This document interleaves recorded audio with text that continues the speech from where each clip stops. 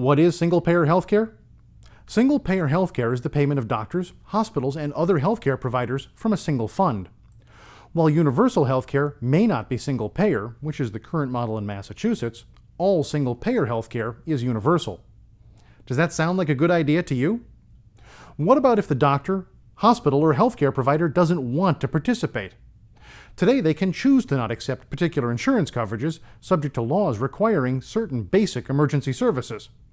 But what about when a single fund is the only way to get paid? What about if you want a service the fund doesn't approve? In the abstract, the physician would decide what services were needed, what tests had to be run, and what treatments had to be administered, and the work would be paid for through the single fund. So why would the fund decide what gets done? Because the fund decides what gets paid. Single-payer healthcare is nationalized healthcare.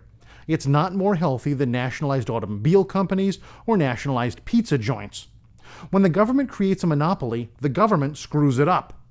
This is central to our belief that monopolies create economic conditions which cause market fragmentation. But when that restructuring is prohibited by law, the economy turns toxic. Most proponents of the single-payer system in the U.S. don't really support single-payer healthcare.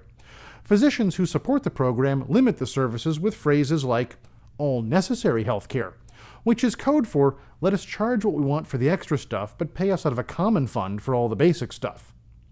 Many countries make use of that sort of multi-payer system where the government covers one subset of care and private insurance companies cover a different subset of services.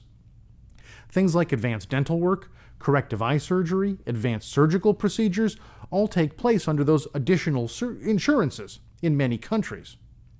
Since the covered governmental services are different in different countries, the European Union has seen a cottage industry of medical tourism pop up, where people go from one country to another to get a specific treatment or service.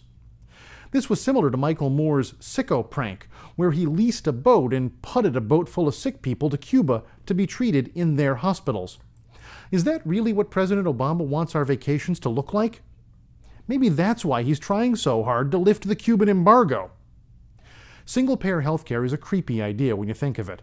If there's no option to it, it's a government-mandated monopoly in an area where the government has a lousy track record of doing well. Does anyone think Medicaid or the VA hospital systems are the paragons of efficiency?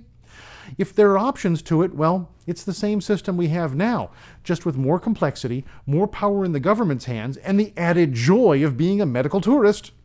That's not good governance, that's not good policy, and that's not good stewardship. Tell truth to power. Hear the real story. Think for yourself. Join the conversation at econmilitia.com. Take back your inalienable rights.